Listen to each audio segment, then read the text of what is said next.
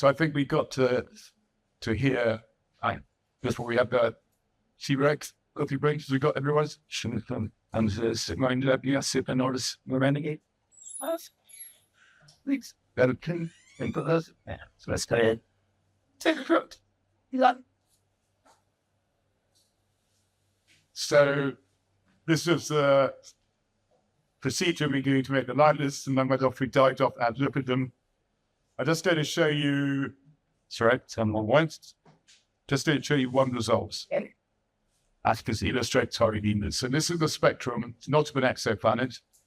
You can't get spectrum blisters of exoplanets. This is the spectrum of a brown dwarf.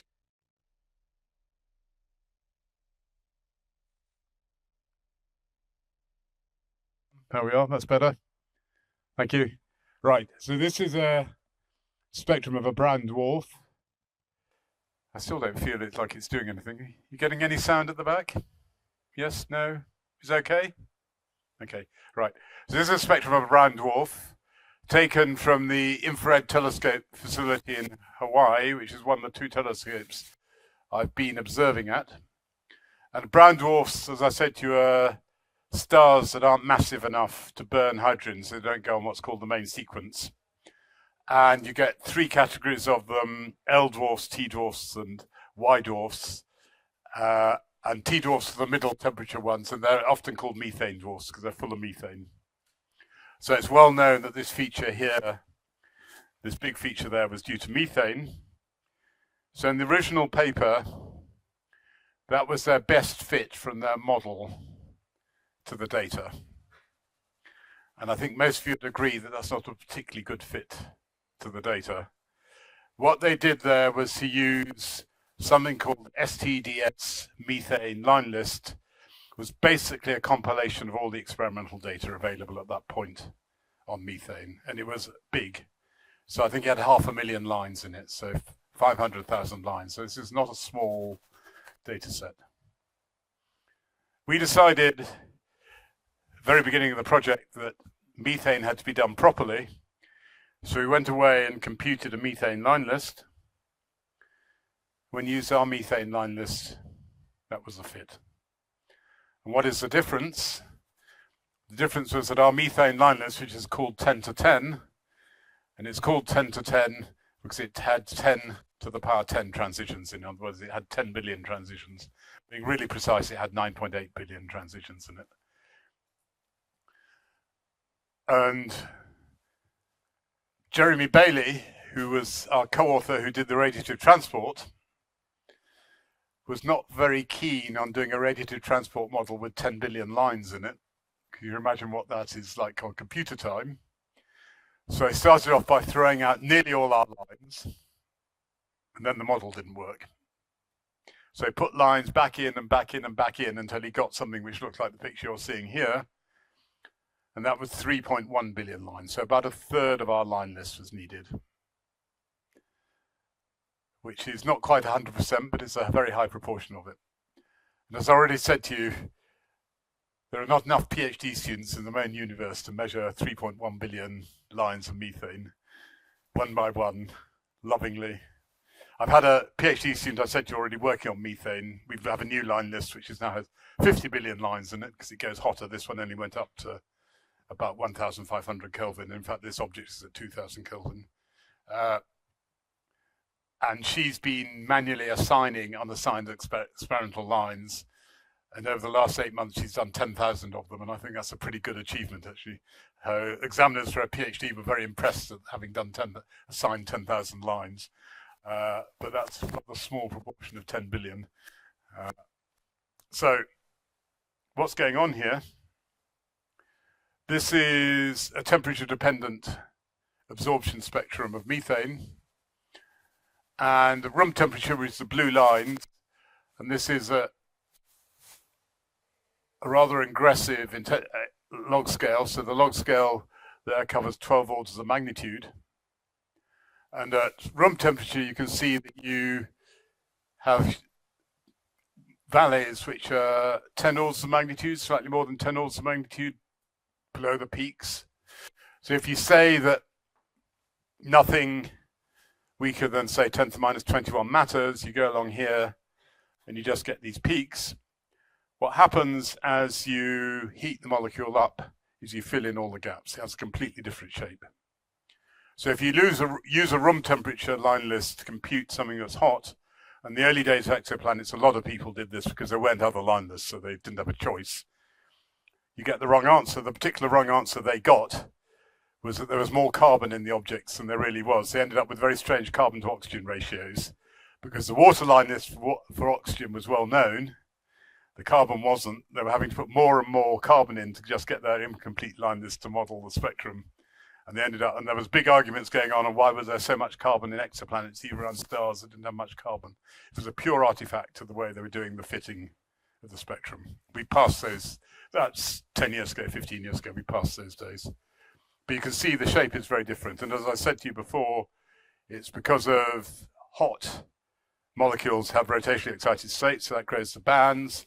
But also you get lots of hot bands, and this is a complicated spectrum, so you really get lots of different hot bands in here.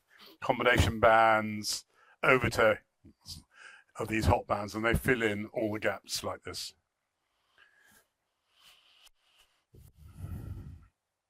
And this is just the same thing for ammonia, showing roughly the same sort of structures.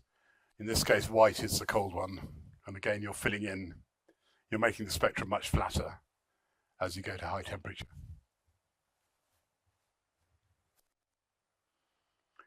So temperature dependence gives you a huge increase in lines.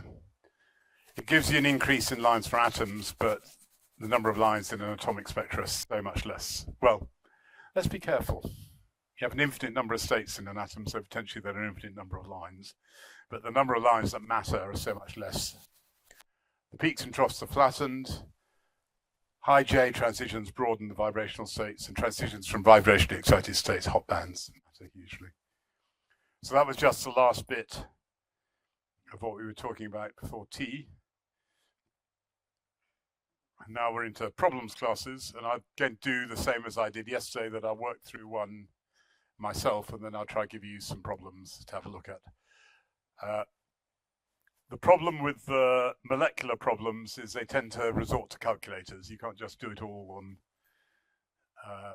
yes, no, and vector addition type principles, which is 1 add 1, giving you 0, 1, and 2, and simple things like that. So not hugely complicated, but a little more numerically complicated. Come on. Here we are. So this is an old exam question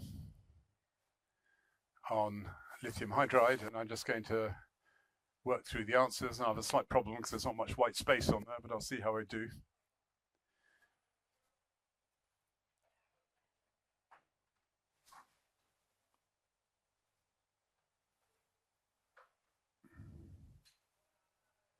Okay. So reduced mass of a system. Having given you this once wrong, I will just make sure I write it out correctly.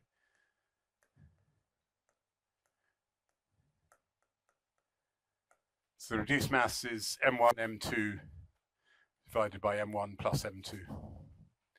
Okay, so lithium-6. Lithium has two isotopes, or two stable isotopes, lithium-6 and lithium-7.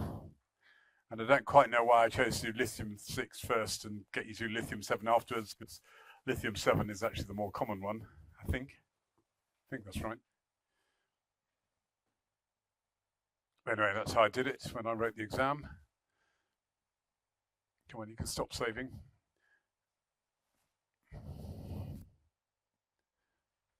So I give you the structure of the spectrum in terms of rotational constant and a fundamental frequency. And I tell you it's a cold interstellar medium, so only the two lowest levels of the molecule are occupied. So we have two levels. What do you think V and J are for the two lowest levels of the molecule? What's the lowest one going to be? Vibration equals 100? More than 100? Less than 100? Where do the vibrations start counting from? Nope. Lower than that. How many nodes was in the lowest state of the vibrations? Okay, they're all there. 0. So V equals 0. J, where do they start counting from? Nope. You need to be Python enthusiasts. Everything needs to start from 0. I'm a Fortran enthusiast. I start from 1. So the lowest state is V equals 0, J equals 0. Which steps up in bigger steps? Is it vibrations or rotations? Which one comes in the small steps? Rotations. Okay, so so the first excited state is still going to be V equals 0, and that's a lousy 0, but it's meant to be a 0. So the first excited state is still going to be V equals 0. What's J going to be? 1. That's right. So those are the two levels we have to consider. We have to consider all the transitions from them. So you've got rotational transitions that can go, sorry.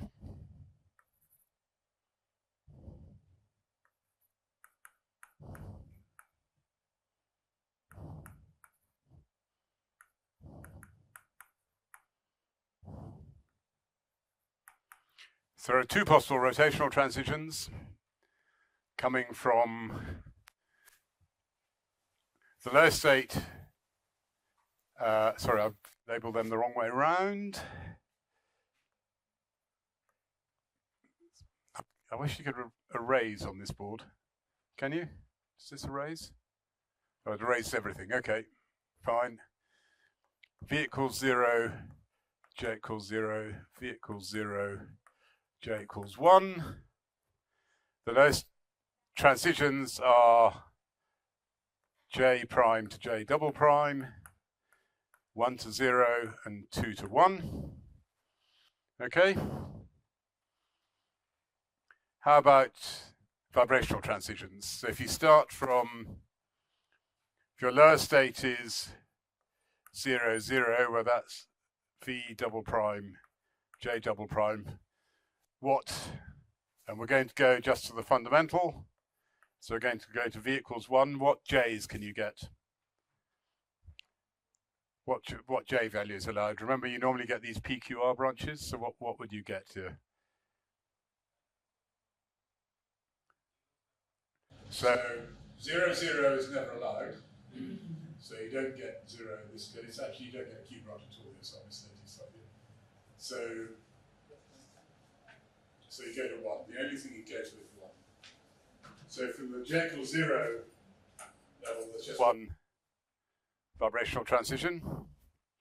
If we start now from 0, 1, what can you go to? So again, this is the upper state is going to be V equals 1. What J's can you get if you have to start with J equals 1? So you can get 2. So you can go to 1, 2. Anything else? Can you get anything else? I think there's one more transition here. So that's the R branch. That's going up 1 in J. 0, etc.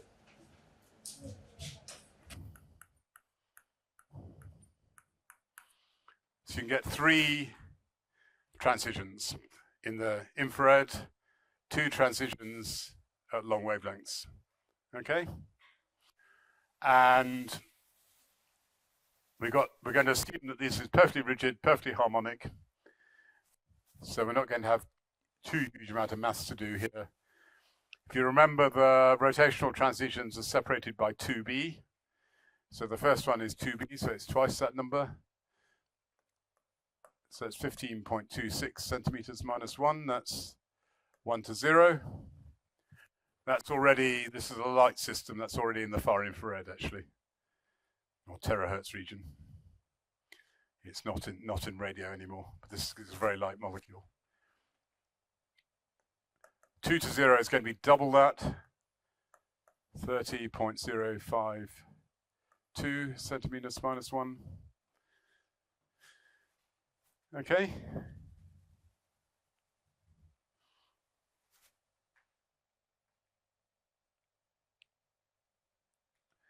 So for this one, you simply have to add this number to it. So it's the same amount, but with 2b added on it. So for the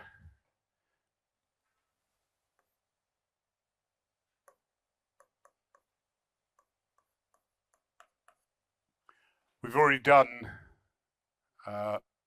Sorry, should be 0, 0. Sorry, we've already done 0, 1. It's that much. And 0 in the J's, 0, 1 in the vibration is that much. So you just add them together. So that's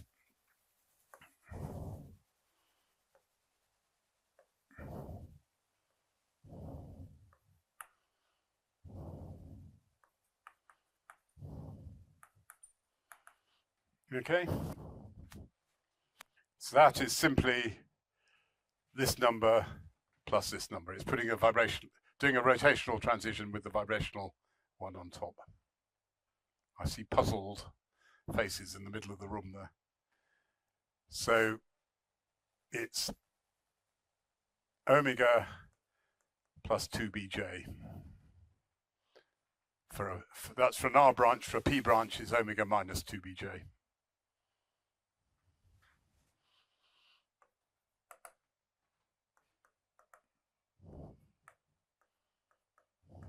And I said we don't get a Q branch in this molecule, but if you do, in this model, they all fit at omega exactly, right in the middle of the band on top of each other, with no dependence on J. And what you're actually seeing is slight J dependence when you see the thing smoothed out a bit.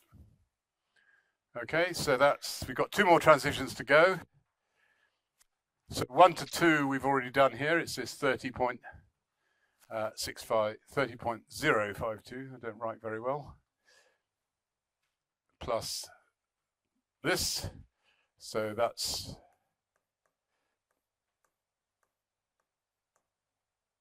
it's 1, 2 from 0, 1. It's that number plus that number.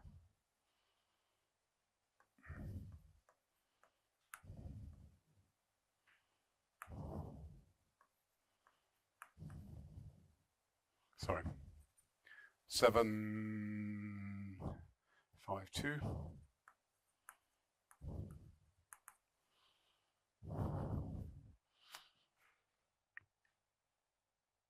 And then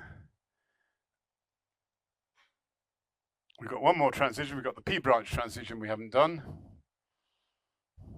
But that is actually just minus the amount. So it's this number minus this number, which is roughly speaking 14, no it isn't, 1390.67 or something like that. And I've not written that very beautifully. So let's do it again. So the transition is 1, 0 from 0, 1, and it's 1390.67 roughly. Centimeters minus 1. So it's this minus this. Okay, I'm going to rub this out before I do the next bit. So is everyone happy with what I've done here? Yep. So what I'm assuming is that the energy dependent on J is B, J, J plus 1. Okay. The energy on V is H cross omega. And I do realize I've made an assumption here which I didn't specify, but it's because it's uniform, is n plus a half. I've forgotten the half. Why have I done that? Because the convention is that 0 of energy is always at this level.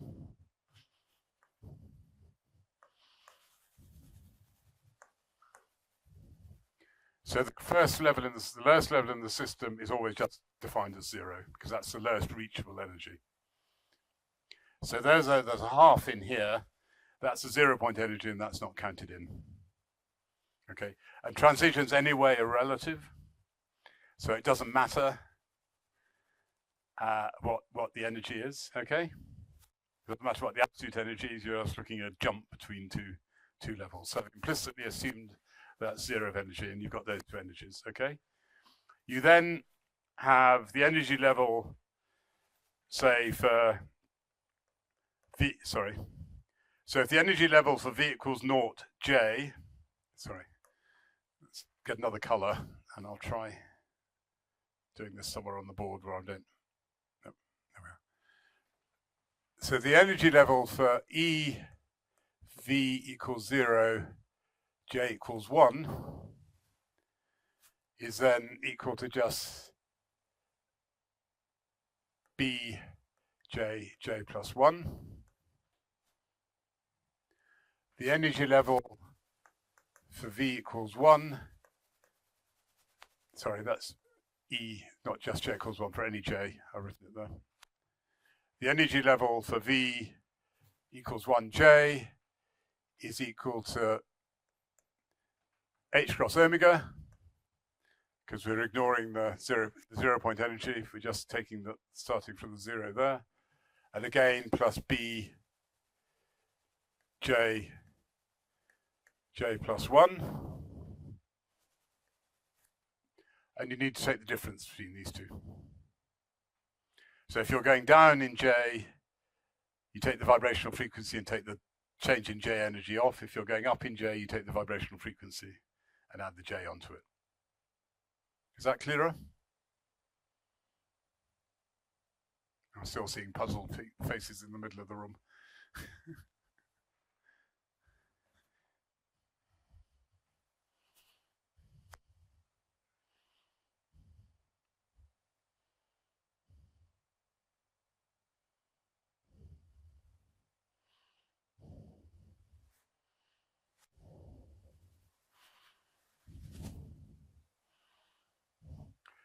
You can do this as a sort of Gaussian diagram if that helps. If you want a pictorial view of this, I'll have to get a blank sheet of paper up for that. Okay. Anyone know how I get a blank sheet of paper up? Just so I can scribble on it. For that, people finish with this. It's all right because if it reappears, I don't think it'll have any writing on it. Okay, carry on. Can you just get me a white sheet of? Yep.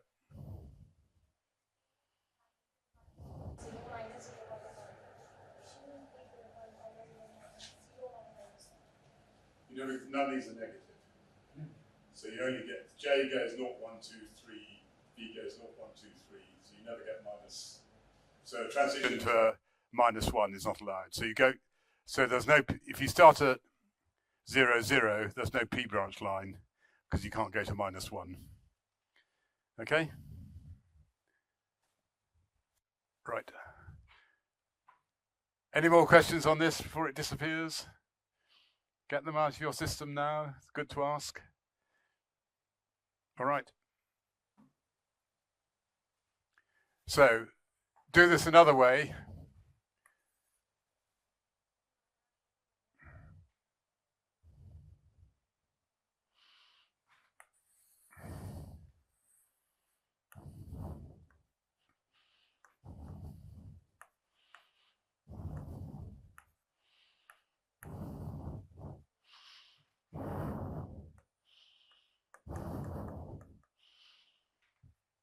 So you can draw an energy level diagram like this, which has, if we start here with V equals 0, you get that, by definition, that's 0 in the energy diagram. So that point is 0.0, okay? Then you get a level at 2B, a level at 4B, 6B, going up here. Sorry, that's not right. But anyway, you get levels, J levels going up here, then you get V equals 1, and you get similar J structure. And I didn't ask for V equals 2 in the question, but you can do the same thing here. So you get a J structure going up like that. And then the allowed transitions are for the R branch. So I'm going to do R in blue, that you go always one up. Sorry, here. And this one would go to there. And this one could go to there. This one could go to there. I'm not going to do the hot bands just from the ground state. So that's the R branch. And then we'll do the P branch in green. There you go, J -1. You can't go -1 from here because it doesn't exist. So you go here, and here, here, and here, here, and here. Obviously, there are more lines going off that way, but I've only done J up to 3. And there are also more vibrations going up. But that just gives you a visual picture of what you're doing. And I was simply using the formulae to get the energy levels from here. And then you subtract the upper from there. So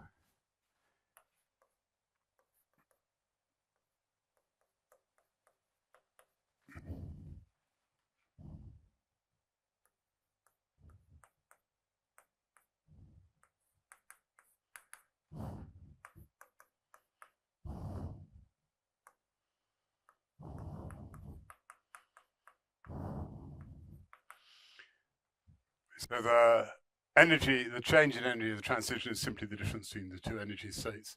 That is a completely general and correct statement. I then use a very approximate method based on harmonic oscillator rigid rotor to determine those energies. So I said that E Vj equals omega H cross omega, sorry, H cross omega V plus a half plus B J plus 1, and we ignored the half because we set everything to 0. So we set the 0, 0 to 0, and that's effectively the same as ignoring the half. So that's approximate, that's exact.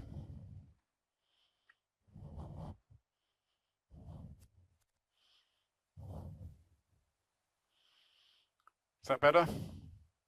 Yep, some nods. Not uniform nods, but some nods.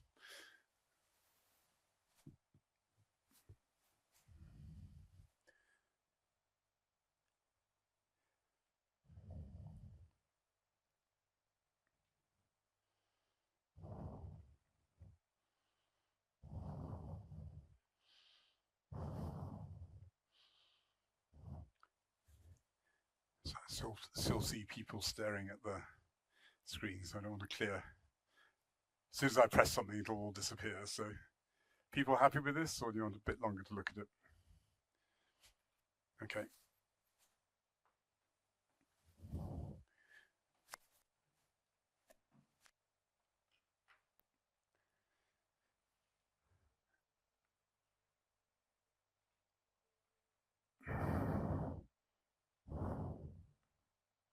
Nope, that was not it. Sorry, I just need to remember which exam paper this came from. What are you doing? It came from an exam paper.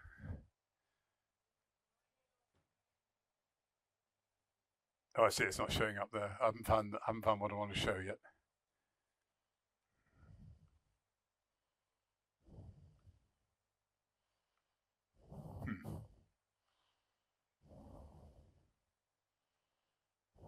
Oh, there it is.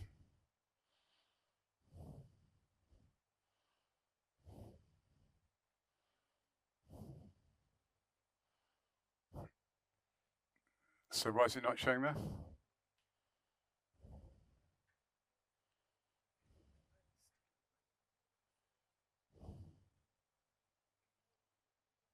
No, this is not PowerPoint. This is, oh, I see, it's still open. I see, that's the problem.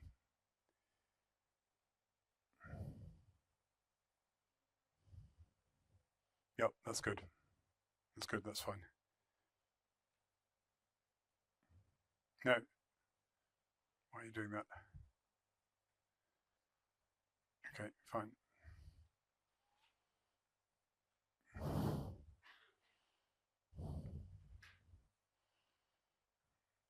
Didn't have to go that far up. There we are. No, we got the wrong question.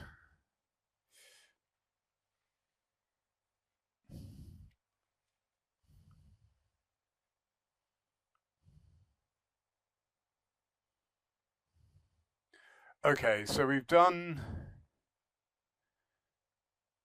this bit. Now we've got the fun bit. We've got to do all the same thing for lithium 7 instead of lithium 6.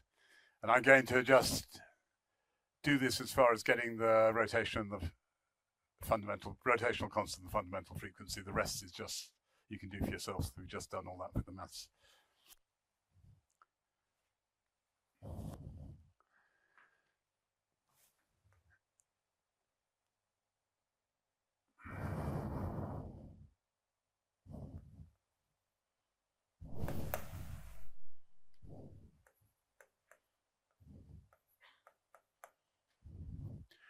So B, if you remember, is h cross squared divided by twice the moment of inertia.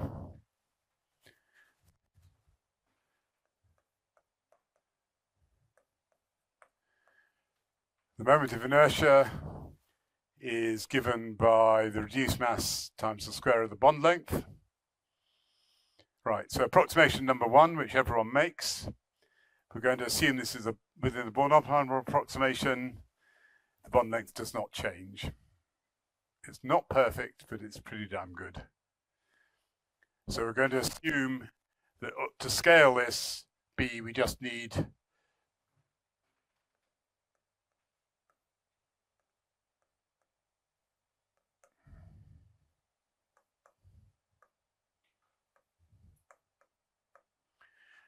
the moment of inertia with lithium 6 compared to the moment of inertia of lithium 7 and its inverse ratio. So the rotational constant for B lithium 7 is scaled like that. And it told us to use integer masses. So if you remember, we had mu equals m1, m2 divided by m1 plus m2. So for lithium 6, that's 6 times 1 over 6 plus 1. So it's 6/7. For lithium 7, 7 times 1 over 7 plus 1. So that's 7/8. So we want 6 divided by 7. So 6 upon 7 times 8 upon 7. I've turned that one upside down. So that equals 48 divided by 49. So the rotational constants for 7 should be slightly smaller than 6 because it's heavier. So 7b equals 48 times 49 times 6b equals 48 times 49 times 7 point, sorry. And I've got a calculator. You want to give me that number for? It's going to be about 2%. 7.359, did you say? Yeah, okay. So it's about 0.2 of a wave number, a bit less, 0.15 wave number apart. That's, if you do this in 2Bs, that's 0.3 of a wave number. That's a big difference in spectroscopy. So that's very easily resolved. Okay. So that's the change in the rotational constant. And I'll write that again, try and do it a bit more neatly. 7.359 centimeters minus 1. Okay. So for the vibrational constant, I will change colors. So here we have the omega equals K upon mu to the half.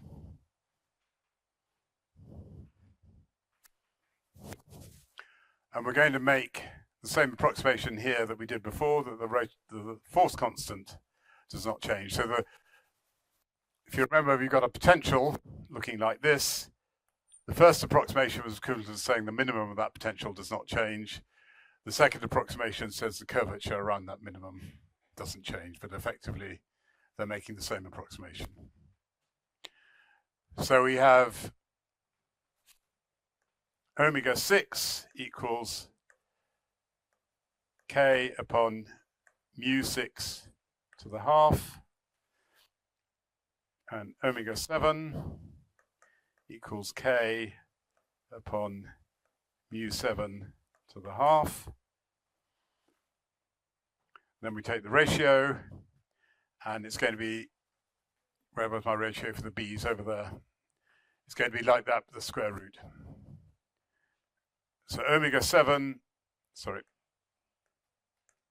over omega 6 is going to be the square root of mu 6 over mu 7.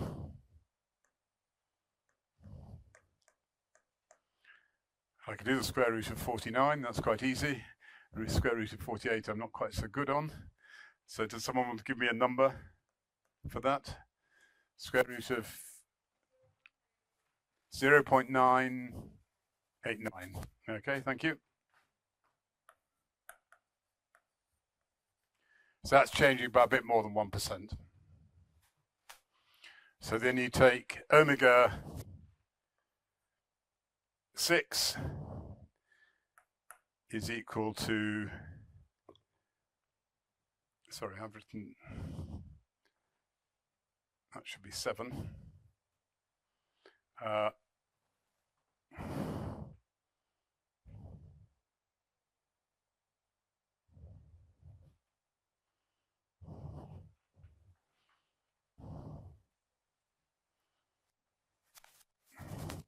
Omega 6 equals 0.89, sorry, omega 7 equals 0.89, 9.89 times omega 6. So if someone wants to multiply that number by that number. Okay, again slowly. 391. Not that many figures. I only had 3 figures for the first thing, so you're manufacturing. You have lots of figures, you're manufacturing artificial figures. 0.3, you say, or 0.4 if it's 0.38. So it's that, roughly. So that's, again, a pretty healthy shift of 14 wave numbers. You'll really resolve that again. Okay, and you can go away and do your new spectrum by the same we did it before.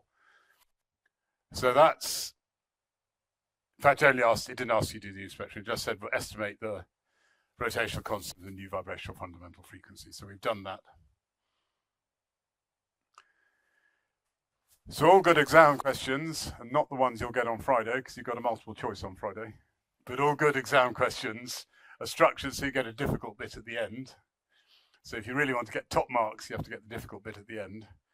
So the early universe consists largely of hydrogen and helium, with only a trace of lithium. Why could LIH be important? Anyone got any ideas on that?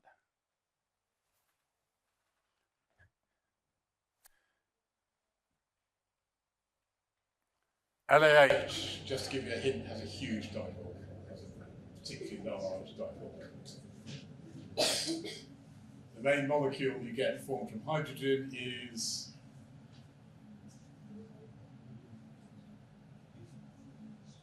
what? 2 hydrogen atoms, you get the hydrogen molecule. What's the dipole? 0. So what do you think lithium hydride might be good for? The early universe was very hot. If you want to form atoms and molecules, what did you have to do? You had to cool. The way the universe cooled was by radiating energy. So why do you think lithium hydride was useful?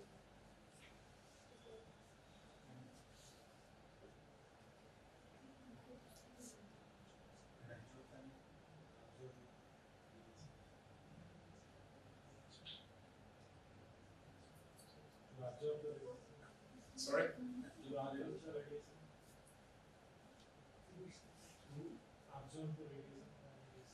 The other way around, emit the radiation. So you want to cool, you want, if you're hot, you're in all sorts of high energies, and if you want to cool down, you need to emit the radiation. So it's good for cooling. So actually, I didn't show you on the XMOL webpage, but we have a number of cooling functions, and there are things like lithium hydride and HD and all sorts of weird and wonderful molecules that existed 13.5 billion years ago in the very early universe. And the problem is, how do you form stars, frankly? And that remains an unsolved problem. Not how you form stars, because actually people can form very massive stars. But actually the current models can't form small stars. Any issue with that? Yeah.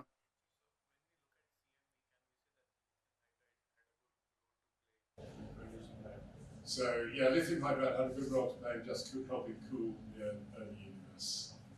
And you're right, the CMB is part of that signature.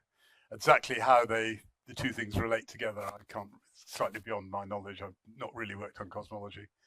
But actually, think about big stars. I don't know, who here would call themselves an astronomer? Some of you are. No? Yes, I know some of you are, because I had very astronomy-related questions from some of you. Big stars live fast, die young. So AB stars, which form very rapidly in the early universe, they only live a few tens of million years. Cool stars, like M dwarfs, don't live forever, but on the time scale of the current universe, they do. I had a postdoc who wrote a stellar evolution code, and he came to me and said, I have a problem. My code becomes unstable after 100 gigayears. And I said, well, I don't think we're going to live that long, so we don't need to worry about it. So the universe is 13.5 gigayears old. And those, if early stars formed out of the primordial matter, which is basically hydrogen and helium, they're still here, and we see them. But no one knows how they formed. I tried with the same postdoc, we had a grant to use H3 plus as a cooling function, because H3 plus is quite an efficient cooler, and see that we could form cool stars that way. The trouble was we could never form any H3 plus in the first place, because it required too many collisions in a rather diffuse environment. I think there's a cheat we didn't do, which if I did it again, I'd do, and that is put dark matter in, because that helps gravitational collapse. But at that point, dark matter wasn't so well established, and we didn't do it. So lithium hydride can help cool things down in the early universe and get from, so you go through a phase when things first started, I don't even know exactly whether, you probably didn't even have nuclei, and then they formed the nuclei. There's certainly an ionization stage, and then there's an atom formation stage, then there's a reionization caused by no not what, and they cooled down. Got a really tricky question for you. Anyone got any idea what the first molecule to form in the universe was? And there are two answers to this, it's not quite known. It's not hydrogen. It's not that easy. Sorry? So, the early universe was 90-something% hydrogen, 10% minus delta helium, a little bit of lithium, even a little bit of beryllium, and you can forget anything else.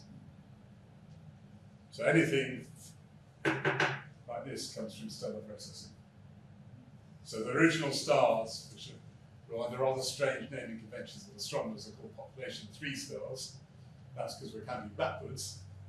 If we were counting forwards from the Big Bang, there'd be population 1 stars. They were hydrogen helium, basically, with a trace of lithium and a trace of beryllium. That's it. And the molecule's not hydrogen. There are actually 2 of them, and they're both ions.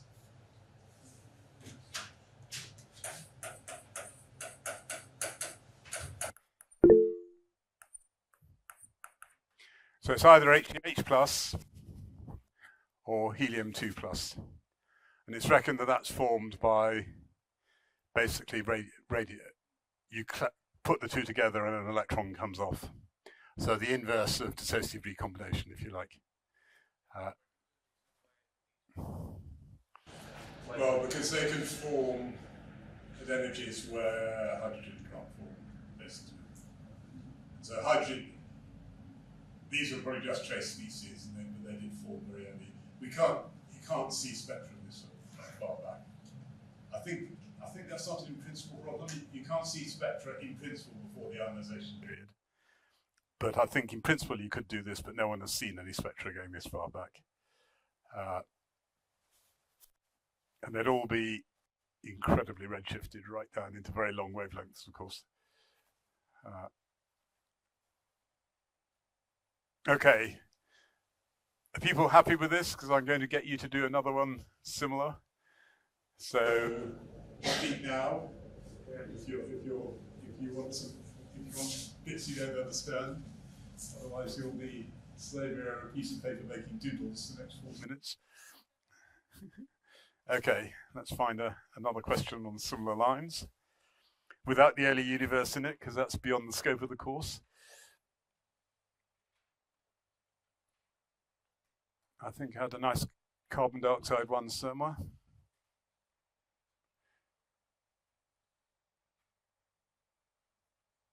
Right, that was the one I was going to do.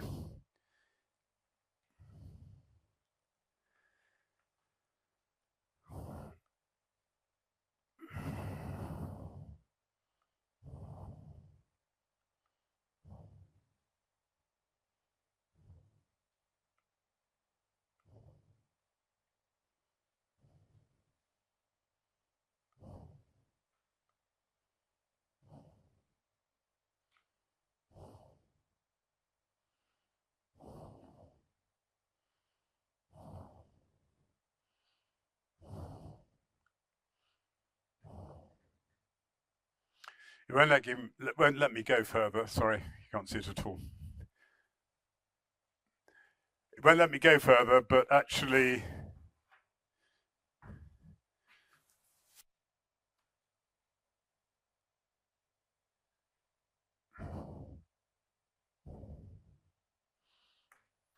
ignore that bit. I just want you to do the second bit. So hot CO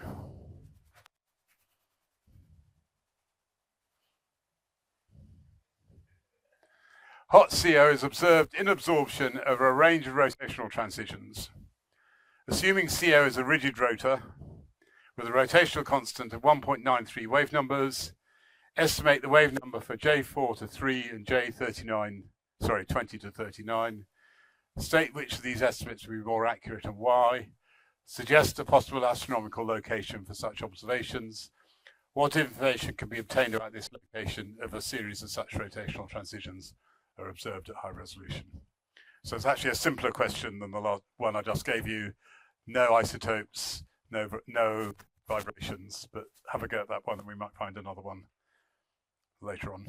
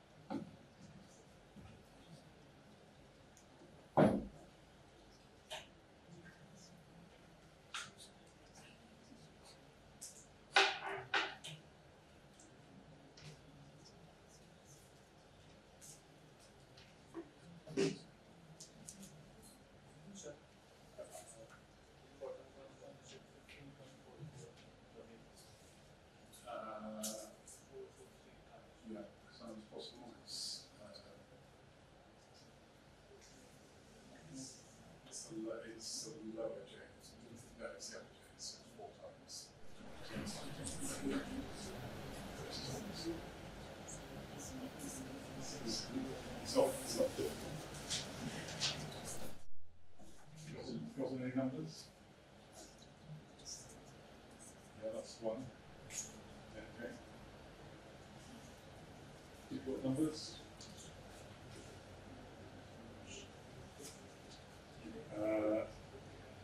No, it's the separation. So you can use this, but you have to do it yourself. So this is the absolute energy, and then you have to consider the case where you take J plus 1 and 2 levels. If you add up what you get, it's BJ. That's right. Yeah. So we're looking at some numbers. So if you use the absolute energy like that, then you have to difference. The formula actually is just 2BJ.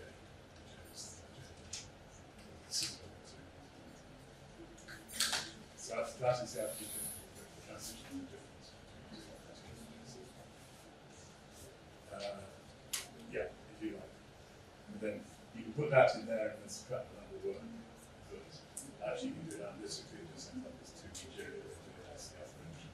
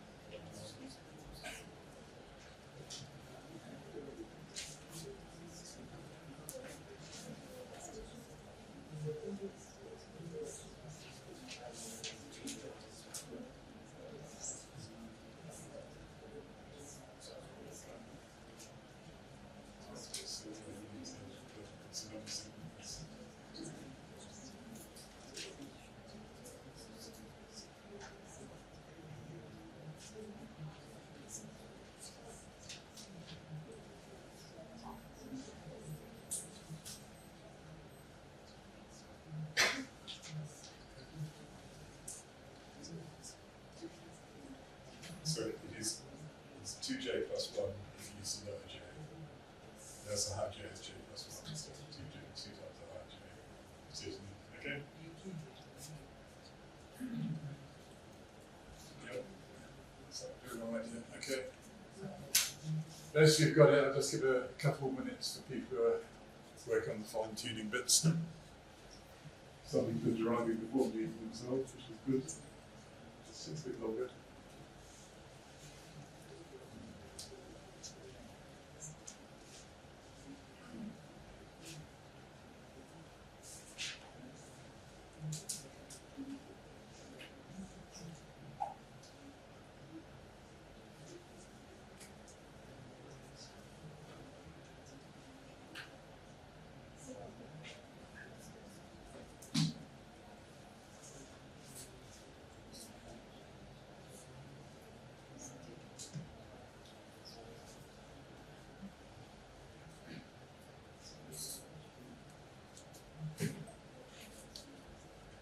Can I suggest for those of you who think you've got an answer, for the next bit, you really need to know what the energy of the lower level is. So you may want to just calculate what the energy of the lower level in each of those two J sets is, just to give you an idea. So it's not the difference to get to the pair population, you need the absolute difference.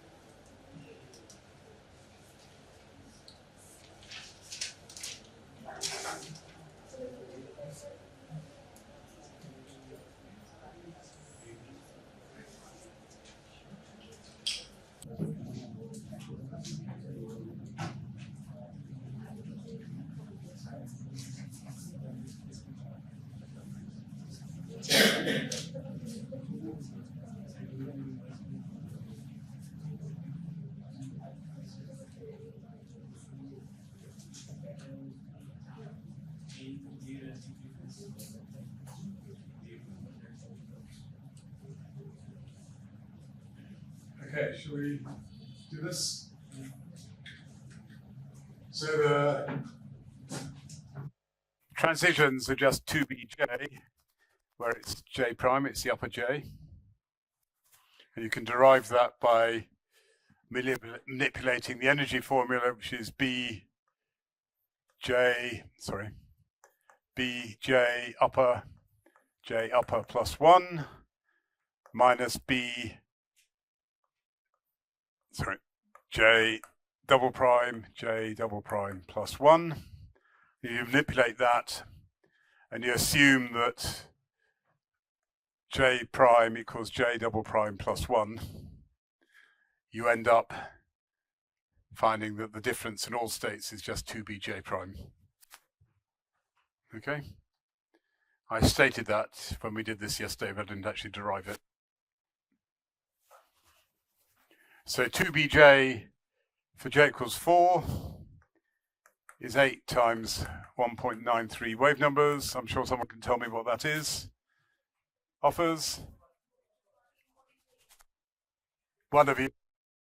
20.4. 15.4. Okay, thank you. So the first one, and second one is 60 times B.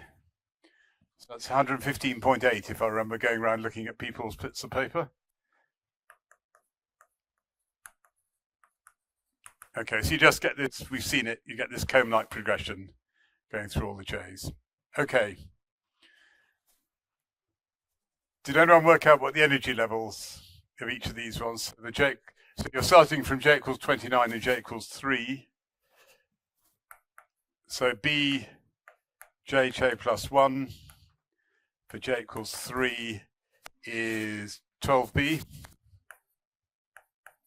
And for j equals 29 is 29 times 30 is 870, is that right?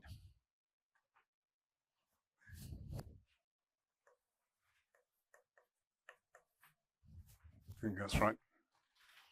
Because if it was 30 times 30, it would be 900. So 12b is, what was my rotational constant? Going to be, I don't know. Okay, thank you. 23.9, did you say? 96, okay. And how about my 870b? Sorry, 1?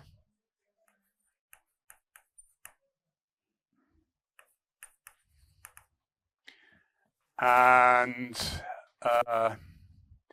1 Kelvin is 0.79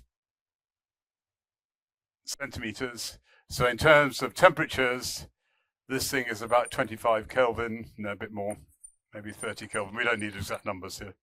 This thing is at more like 1800 Kelvin. So there's a little bit of CO in the Earth's atmosphere. Will you see any of these lines in the Earth's atmosphere? No, I think you'd see this one. Because if it's hotter, you still see the cold lines. It's not the other way around. But you wouldn't see this one. So where do you think the object I'm looking at here, what sort of thing might that be if it's got these hot lines in it?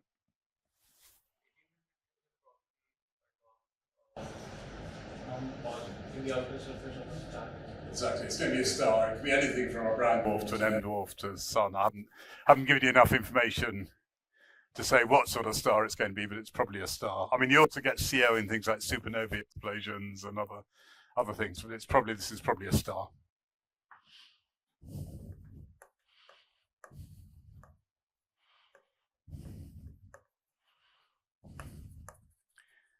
And as I said a bit earlier, CO is very, very important in cool stars. Okay, so if we are able to get that nice series at high resolution, we get a nice distribution of lines. What else do we learn about the star we're looking at? What else can we get from that data? Sorry? So abundance. Yeah, you may be able to get the abundance of CO, which gives you a good handle on the whole metallicity of the carbon and oxygen abundance. So you can get abundance.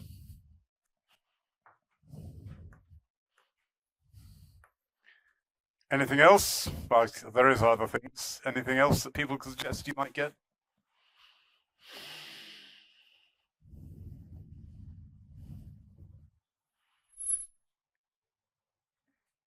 Is this spectrum the same at all temperatures, or does it change with temperature? Changes with temperature. So do you think you might be able, what you might be able to extract by looking at this spectrum then is? Hello? So you might be able to extract the temperature, okay?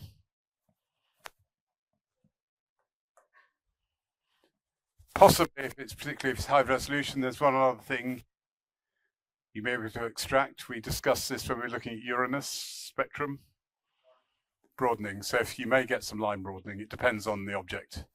So in a brown dwarf, I said they're quite high pressure, there's a good chance you'll get line profiles.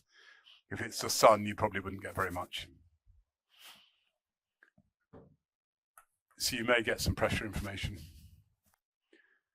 You could also get isotopic contributions if you see other isotopes there. So you may get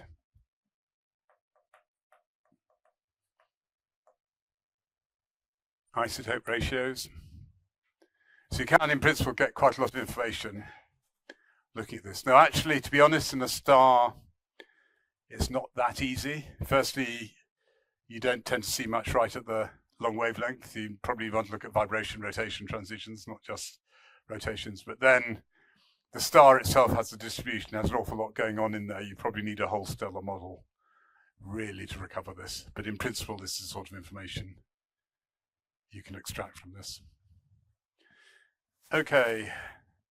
Well, that was too easy for you. So let's see if we can find a nice hard one.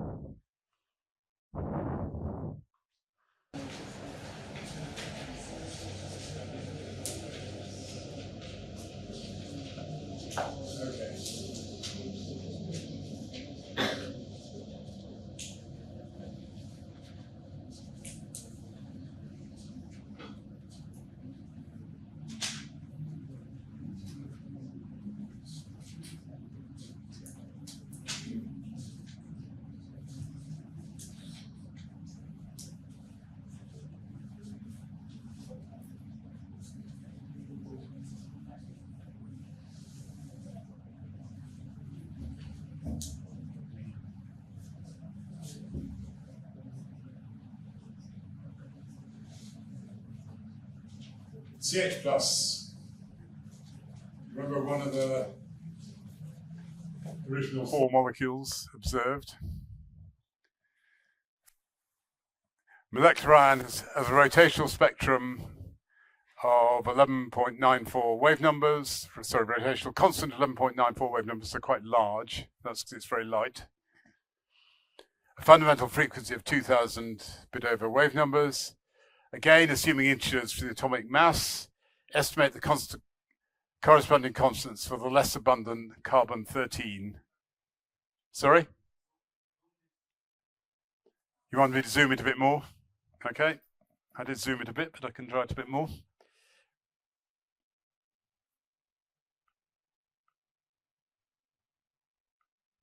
Okay, is that better? So I want to estimate the corresponding constants for carbon-13 plus. Okay.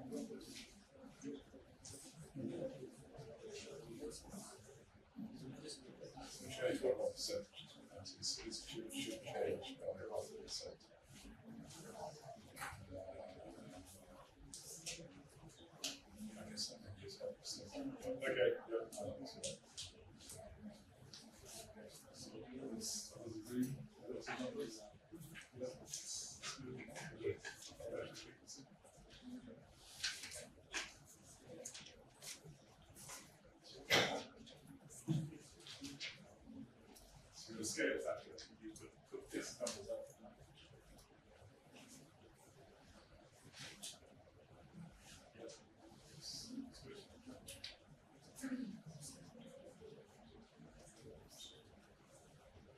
So I said, remember that I expect you to do the first, so we will get on. Sorry, what's the question? So that's the number that's. I was only expecting you to do the first. Okay.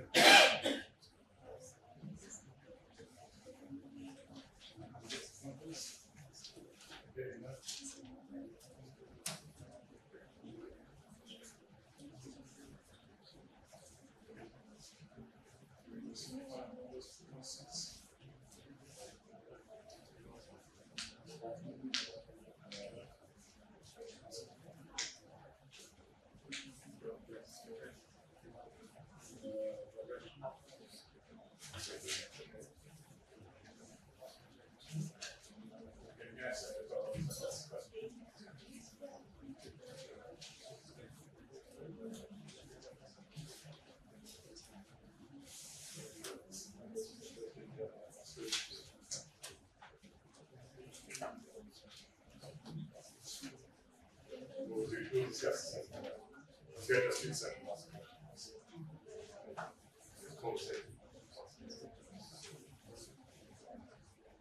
Yeah, so right. Yeah, vibration, yeah, that's fine. Yeah.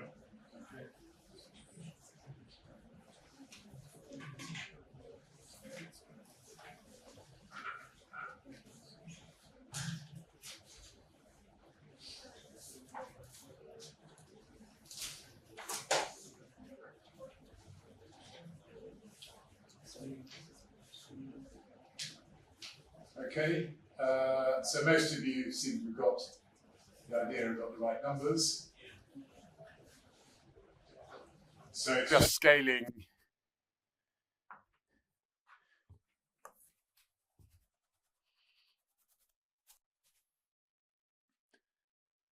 So you just need to scale B13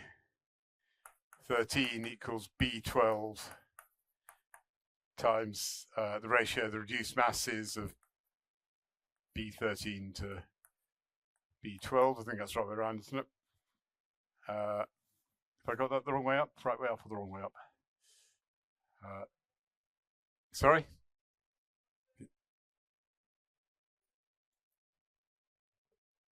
If I got that the right way up or I've got it the wrong way up? Yep.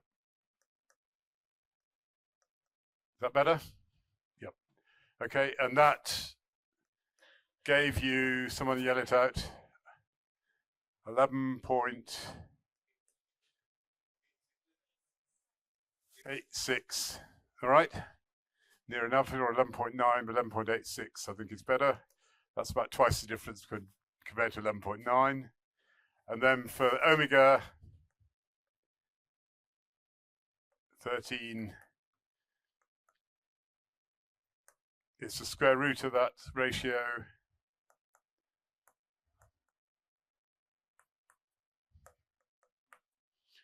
And that gives you 20.6. What was the next figure? Was it 8? 9.6. Okay. So you get not that big shifts, but you should be able to see those again. We've actually seen a number of cases where it just has shoulders on the line. I think you'll resolve this. So CH plus is formed in giant molecular clouds. Actually, it's one of a long-running issues that there's too much CH plus observed in giant molecular clouds. And a lot of models, when they do the comparison and say they're reproducing the chemistry or not, simply ignore CH plus because they can't get the right answer. So there's about 10 times more of it there than most of the models are predicting. So it's an unknown So it's quite a common molecule. So how would you compare the ratio of the molecule? So the ratio of carbon-13 to carbon-12 abundance compared to the atom. Another way of looking at it, if you have a chemical reaction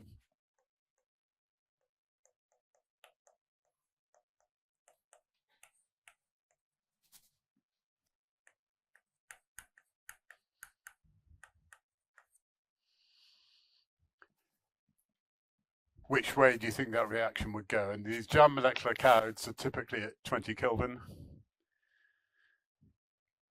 And the 0 point energy difference, you can compute the 0 point energy difference if you want. You've got your numbers. So they were, that's harmonic frequency. So the 0 point energy is half of that. So the difference between these two is about 8 wave numbers. So half that's about 4 wave numbers. So there's going to be about a 5 Kelvin difference in the 0 point energy. So this will be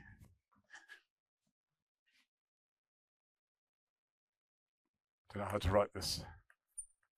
Sorry.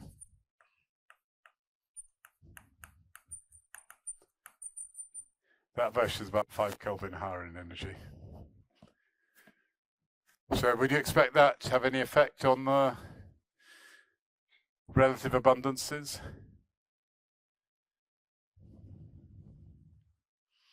Comments?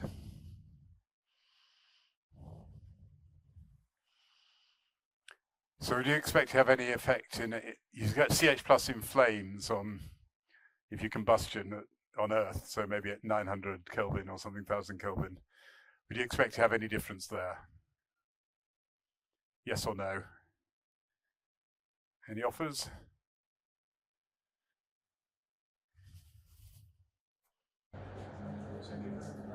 This side is 5 Kelvin. Yeah. So if we compare the ratios, the one given on the right side for the ratios of the ions, that should be high when we compare to these. Yeah.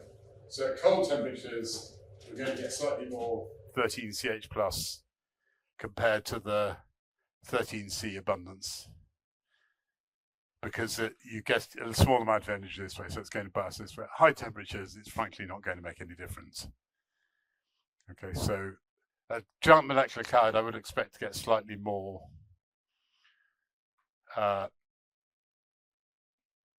more of the 13CH plus than you might do for 1312.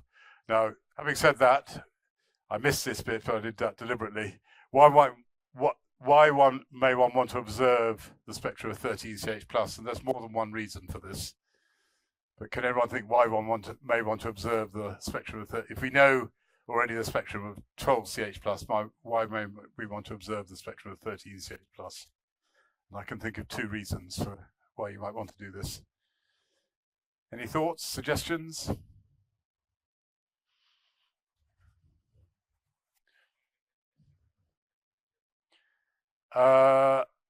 No, getting temperature, you probably get temperature better within one spectrum.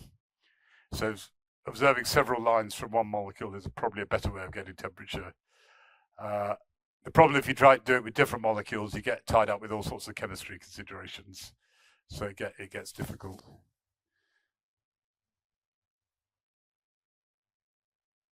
So besides temperature, what do you get from observing a spectrum? What was the first thing? When we asked before what you got from observing a spectrum, someone said something before temperature. Abundance, right? So if you observe the 2 isotope logs, what do you get? You get the ratio of the abundance, you get the isotope abundance.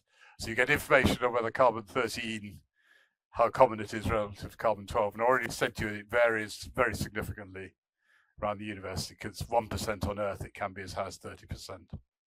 So you get isotope abundance, that's one thing. That's also, if there's a lot of 12CH plus, what might happen with your spectrum?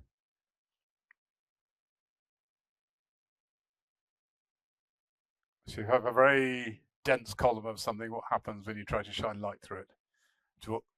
It gets optically thick. So it's possible that the carbon 12CH Virtually CH plus is optically thick, so you can't get abundance at all.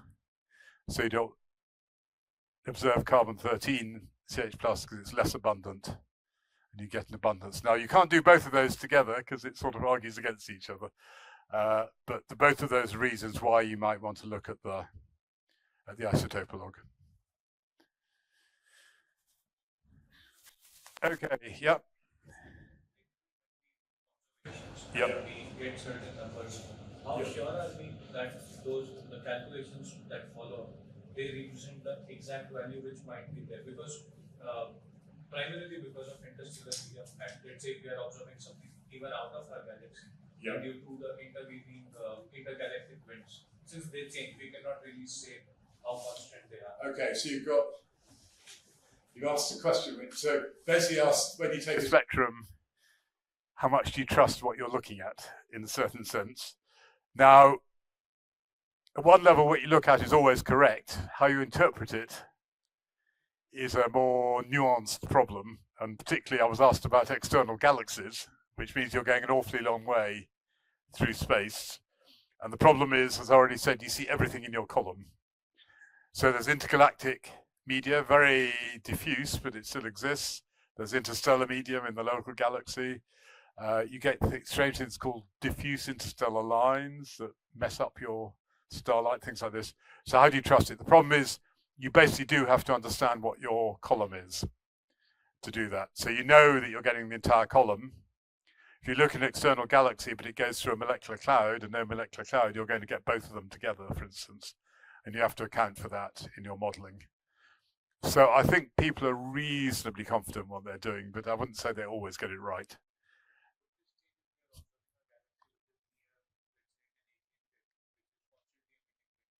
Yep.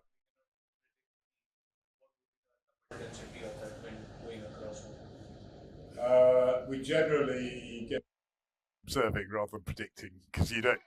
I mean, I guess if you were able to weigh the galaxy, which you sort of count from galaxy dynamics, you might get some idea what the number density is, but normally they're just empirically obtained facts. You just do the observation and get them. In general, the line positions can be for these long wavelengths. Well, this is not that long wavelength, but because it's a light system, but are pretty accurate. The radio receivers are really high precision, so you get lots of figures, many more than I'll show you in the infrared when we talk about exoplanets. So you can be pretty confident in your line detection. So normally, if people are looking for a new molecule, one line doesn't cut it. There are lots of lines in a molecule. So you normally want 2 or 3 lines to be really sure you've detected a new molecule, because there are so many lines out there. If it's one line, the chance of getting an accidental coincidence is too high to make a really firm detection. So you normally want a bunch of lines. So if you remember, for the sodium chloride spectrum I showed you yesterday, I think you had 5 lines or something, all ordered by the way the slide was. They were all in the same position, but that was just how someone had put the slide together. But they all looked rather similar. So that's a very firm detection. 3 lines is probably good. Less than that, you're probably struggling a bit to really be sure. But once you get them, they're normally pretty accurate. You get the Doppler shift of the galaxy. Sometimes you get the cloud. Sometimes you get dynamics within the cloud. You get outflows.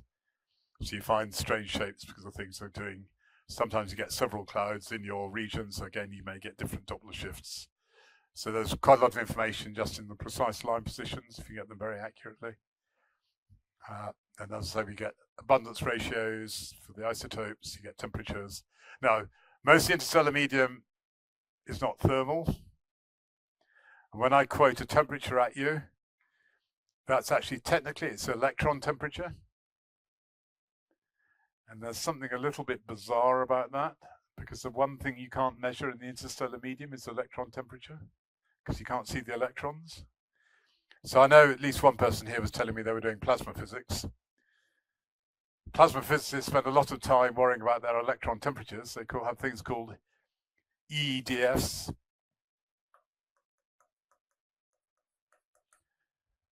Electron energy distribution functions. And that's because in most plasmas, the electrons are not Boltzmann. They're not going to play Boltzmann's law or So they have some strange distribution. And they can measure that because you can put a Faraday cup in your plasma and it will tell you what your electrons are doing. We can't do that in space, at least outside the solar system. We have got measurements like that. So Voyager actually has an electron temperature. The one with the few instruments still going will measure the electrons. So it is that we just, I don't know who anyone else follows Voyager. I think it's absolutely amazing. It's going half a century or nearly. And it's just hit what is called a wall of fire. So it's just hit something, having left the heliosphere, it's found something which is 20,000 Kelvin. Now it's not really fire because it probably gets a collision every 3 months with something. So it's not really a flame, but they're very hot and it's still measuring that. But actually, if you go to the interstellar medium by spectroscopy, we don't know the electron temperature. So it's a slightly odd measure that they use the electron temperature as the way of doing the temperature, actually for two reasons. Firstly, because we don't know it. And secondly, almost certainly, it has some strange electron energy distribution function. In other words, it's not thermal. And I'm always speaking to people doing interstellar saying, what's the electron energy distribution function? And so I don't know, that's an interesting question.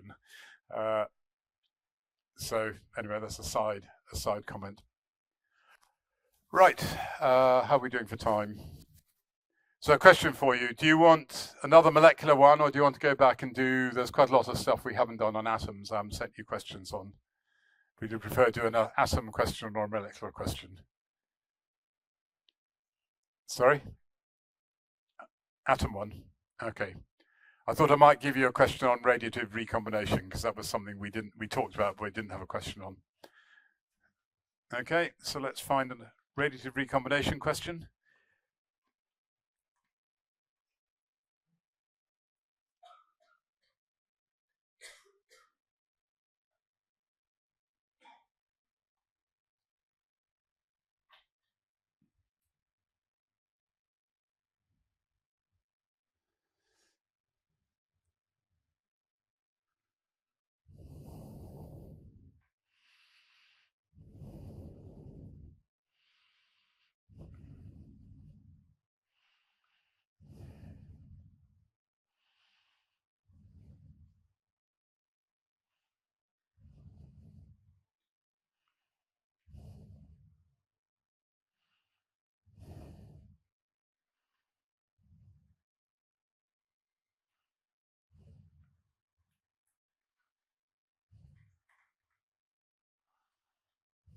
There we are.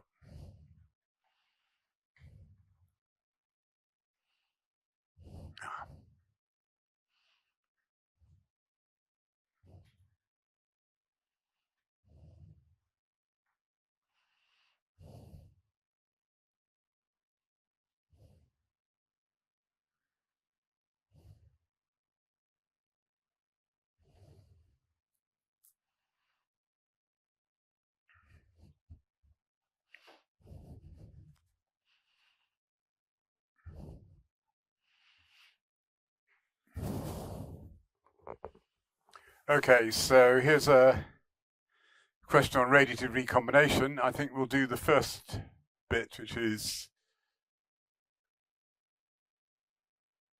just what the radiative recombination lines, what do they mean collectively, because if you get that wrong, you'll mess up the whole rest of the question. So we've got two lines, 40 alpha and 50 beta. And they're not, normally you'd have something H or C to tell you what the atom is, but I just said that these are, for the moment, we're thinking of a mythical atom with infinite mass, but that actually means anything heavier than about nitrogen. So it could be iron, it could be potassium, they would all be the same place. So you have two lines, 40 alpha and 50 beta. So what does that correspond to? What do those transitions correspond to? Do you remember? Look at your notes. Refresh yourself.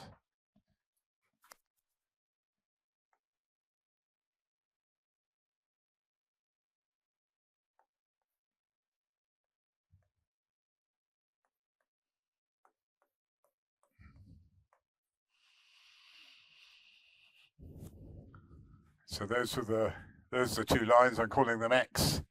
for unknown atom. And before, you remember, we had H, 114 alpha and things like that. We also had carbon and helium.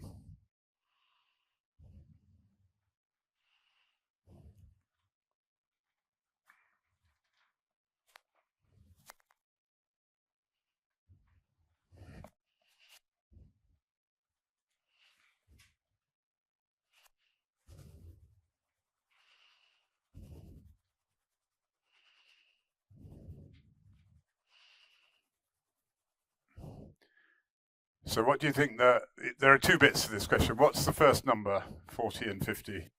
What's that? Yeah? It's a principal quantity. So it's N for the first one. And N equals 50. And what does alpha mean then? Yeah, changes by 1. So that's minus 1. And what's beta do? 2.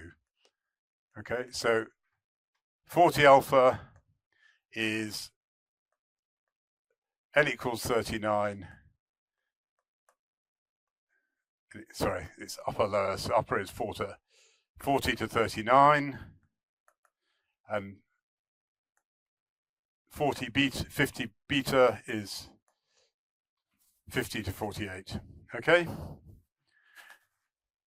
So that's what the transitions are. So what obtain the frequency for 40 alpha assuming an atom of infinite mass. Okay, so that's just a simple application of the Rydberg formula.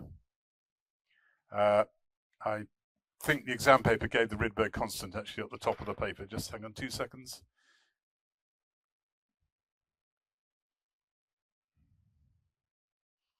Yep.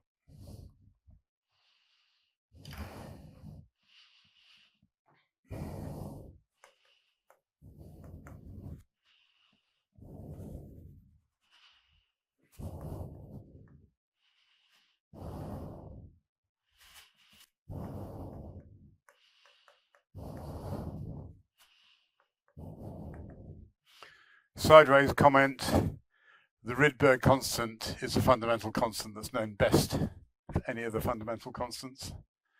Again, because you can measure frequencies extremely accurately.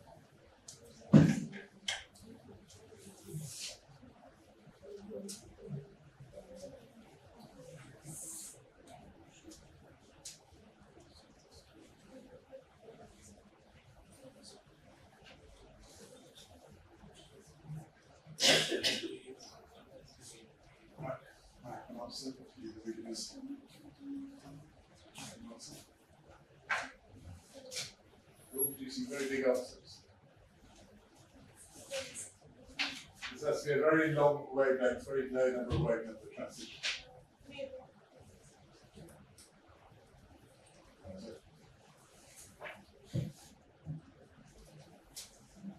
Do it instant wavelength. Yeah, that's one.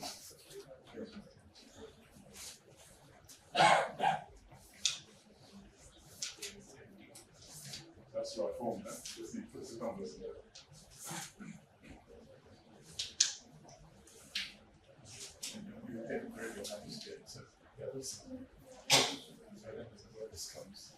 So this is the wavelength. Okay, that's lambda. The wavelength. Yeah, that's right.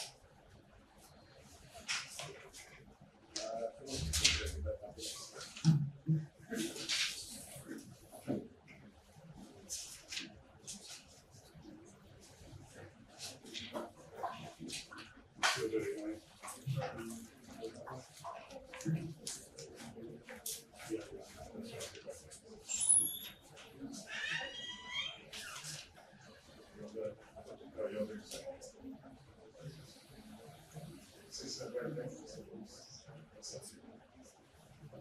What units?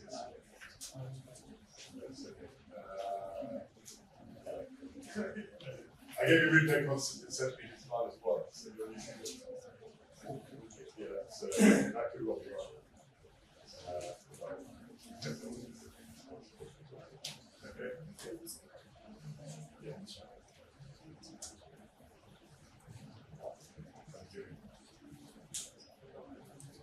Just read the first video, but no, methods.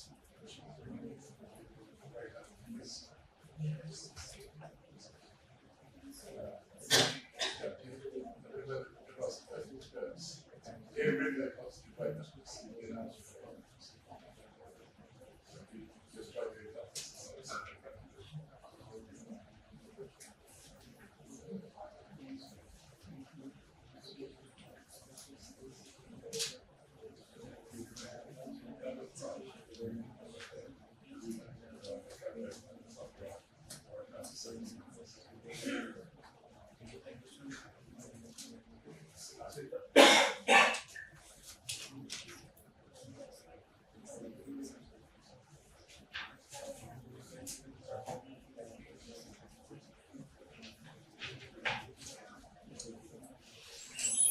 Yeah. So I just want an answer in wave numbers. So I've got all sorts of conversions, but if I can sort with another units, either wavelengths or frequencies. I gave you Rydberg constant in wave numbers, I just want an answer in wave numbers. You don't need to do other multiplications.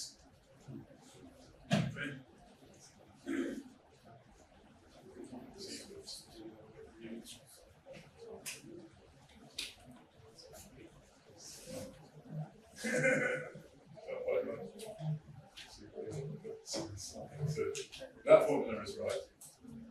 Forget about that, just anything like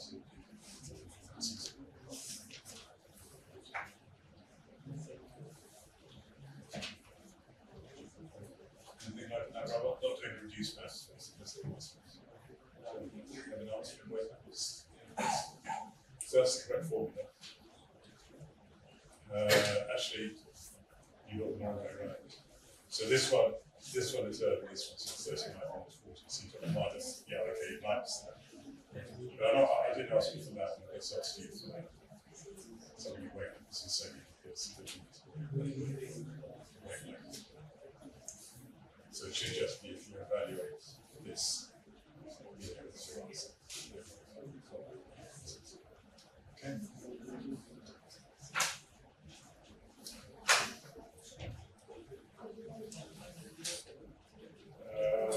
Maybe that's the number.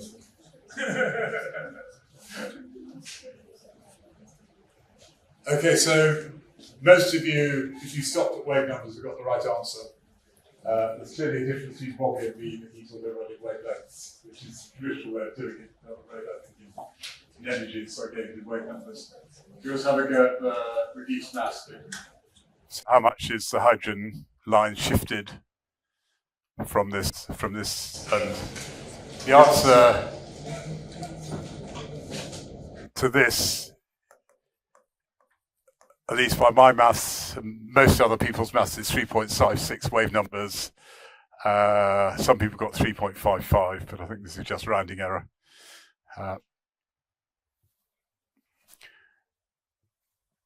So this shift won't be very big, so it won't make that much difference, but you can just give me the relative shift compared to that number.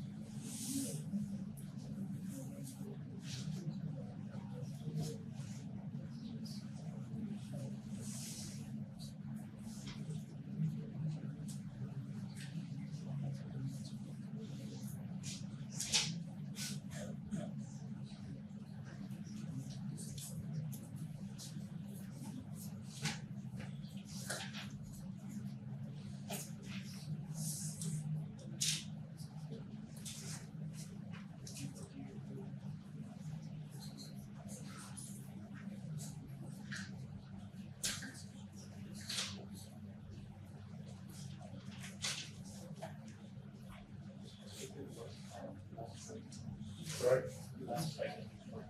Yeah, I know. Sorry. Being reminded we've got the last 5 minutes for today. So, anyone got any idea how big the shift from changing the mass is? I have a number, but I'll see if anyone else.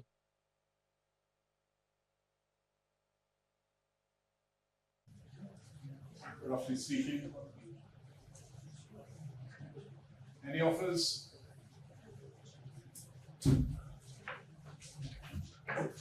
So I reckon the reduced mass is ME MH divided by ME plus MH, which is 1839 ME squared divided by 1837 ME, another 1836 by 1837 electron mass.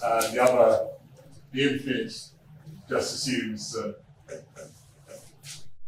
mass in any. So the shift is 1/1837, so it's not very big. I reckon the shift is 0.0019.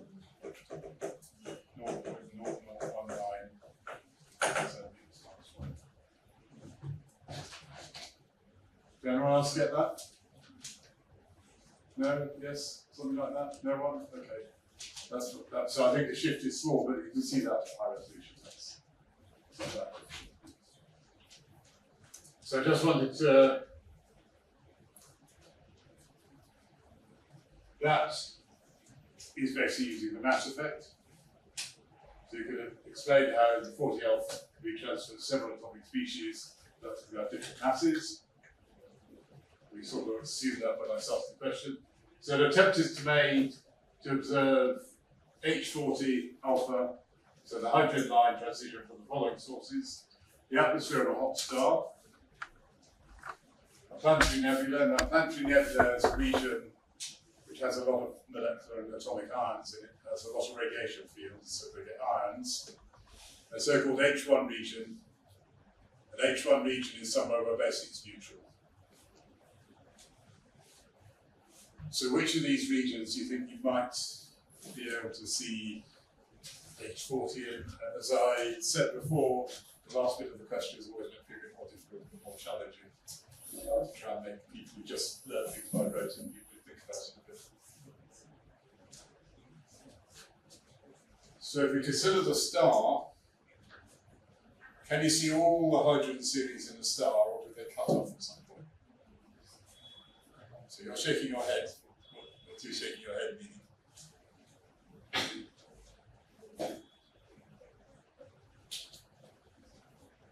Is that the answer to my question?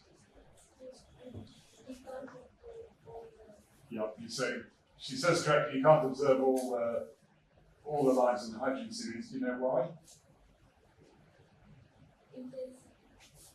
No, it's pressure. Basically, they dash.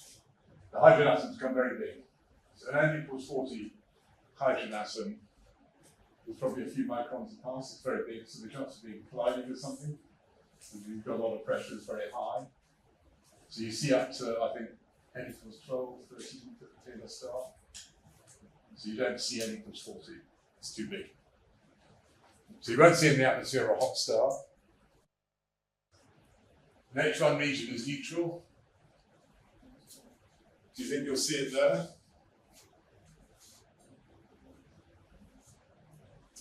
Remember these things called radiative recombination lines? You start with an ion, and you combine with an electron, you cascade down, so you need to have ions to see it. So if it's neutral, you don't see it. You'll see it in the planetary nebula. Okay? And I think that probably brings us very neatly to 6 o'clock. Near as anything. So have a good evening. I'll see you all at 10:30 tomorrow morning for electronics, transitions and molecules.